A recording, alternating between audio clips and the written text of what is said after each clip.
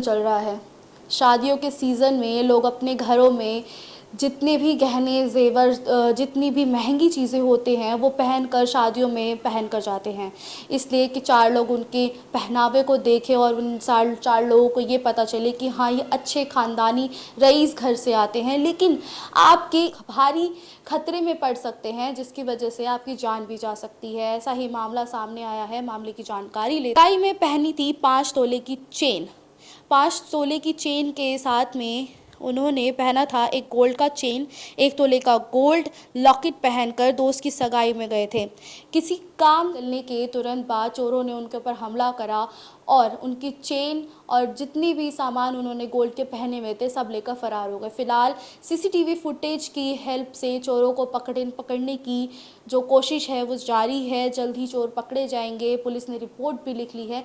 लेकिन ऐसी घटना होने से आपको आप खुद ही बचा सकते हैं। सरकारी अस्पताल आए दिन सुर्खियों में बने रहते हैं कि दिल्ली के सरकारी अस्पतालों की सुविधाएं अच्छी नहीं हैं।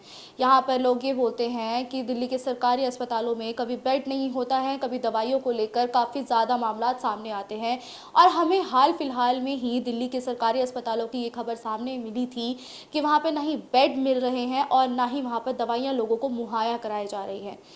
ऐसी वारदातों को सुनने के बाद में जो जनता है वो प्राइवेट हॉस्पिटल्स की तरफ अपना कदम बढ़ाती है कि प्राइवेट हॉस्पिटल में उनकी जो जांच पड़ताल है वो अच्छे तरीके से की जाएगी, उनके रोगों का उपचार अच्छे तरीके से किया जाएगा। लेकिन अगर वही प्राइवेट अस्पताल आपके साथ में धोखाधड़ी कर रहा हो तो इस पर आप क्या कहना चाहेंगे? जी हाँ, अभी हाल ही में दिल्ली के ऐसे 2 नामी प्राइवेट हॉस्पिटल्स के बारे में हमें पता चला है जिन्होंने 8 करोड़ का घोटाला किया है। अब ये घोटाला कैसे किया है, आइए इस मामले की पूरी जानकारी लेते हैं। कैंसर, डायबिटीज और किडनी की नकली और अवैध दवाइयों के रैकेट के तार दिल्ली के 2 नामी अस्पतालों से भी जुड़े मिले हैं। दिल्ली पुलिस की क्राइम ब्रांच ने मंगलवार को सेंट्रल और ईस्ट जिले के 2 नामी प्राइवेट हॉस्पिटल्स में छापेमारी की। देहरादून में छापेमारी में 3 फैक्ट्रियों का पता किया। इनमें से 2 फैक्ट्रियों में करीब 8 करोड़ रुपए की दवाइयां सीज की हैं। तीसरी फैक्ट्री को नोटिस दिया गया है। गाजियाबाद और अमृतसर में भी 2 फैक्ट्रियों का पता लगा। दिल्ली ड्रग कंट्रोल डिपार्टमेंट ने गुरुवार भागीरथी पैलेस और दरियागंज में छापेमारी कर देसी विदेशी नामी कंपनियों की अवैध और नकली दवाइयों के करीब 3 करोड़ रुपए की छापेमारी पकड़ी। दवा का थोक कारोबार करने वाले नवीन आर्य, करण खनेजा और सौरभ को गिरफ्तार किया गया है। ऐसी वारदातें आए दिन सुर्खियों में बनी रहती है। यहाँ पर जनता करे तो करे किस पे भरोसा करे? ना ही प्राइवेट और ना ही सरकारी कोई भी अस्पताल यहाँ पर जनता के सामने किसी भी तरीके से अपने आप को सही साबित नहीं कर पा रहे हैं। कभी सरकारी अस्पतालों के बारे में हमें काफ़ी ज़्यादा जानकारियाँ मिलती हैं कि वो लोग इस तरीके से लोगों के साथ में कर रहे हैं, कभी बेड ना मिलना, दवाइयों के साथ धोखाधड़ी करना, काफ़ी ज़्यादा, कभी बच्चा चोरी के मामले। अभी हाल ही में एक खबर सामने आई थी जहां पर हॉस्पिटल के अंदर बच्चा चोरी के मामले सुनाए जाते थे, बताए गए। से सावधान रहिए, अपने कदम आगे बढ़ाने से पहले किसी भी अस्पताल की तरफ उसकी जांच पड़ताल अच्छे से करिए और फिर आगे बढ़िए। नज़र डालते हैं अब अगली खबर पर। आए दिन सुर्खियों में बनी हुई है।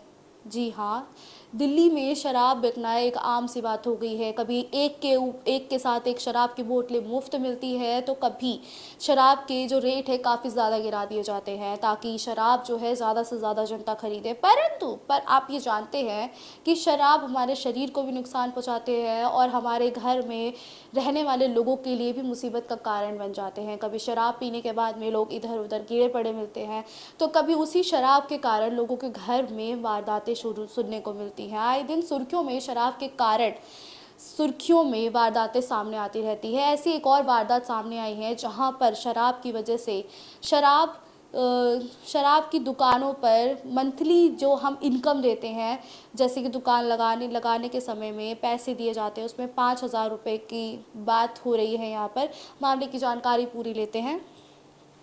सरकारी शराब की दुकानों से हर महीने 5,000 की रंगदारी मांगने का मामला सामने आया है। रंगदारी देने से इनकार करने पर लाठी डंडे पत्थरों से लड़कों के ग्रुप ने सरकारी शराब की दुकानों पर हमला कर दिया और ग्राहकों से मारपीट शुरू कर दी। आरोप है कि दुकानदार शराब के डिब्बे, कंप्यूटर, स्कैनर और अन्य सामान भी तोड़ दिए गए हैं। दुकान के सराय रोहिला पुलिस ने रंगदारी मांगने, लूट का विरोध करने का दायरा किया। अब यहाँ पर अगर हम शराब देने से इनकार कर देते हैं, तो लोग किस हद तक आज के समय में आगे बढ़ जाते हैं, इसकी खबर भी सामने आती है। जैसे कि यहाँ पर अभी हमने एक खबर सुनी जिसमें लूटपाट का मामला सामने आया है और साथ में दुकानदार के ऊपर हमला करने की भी खबर सामने आई है।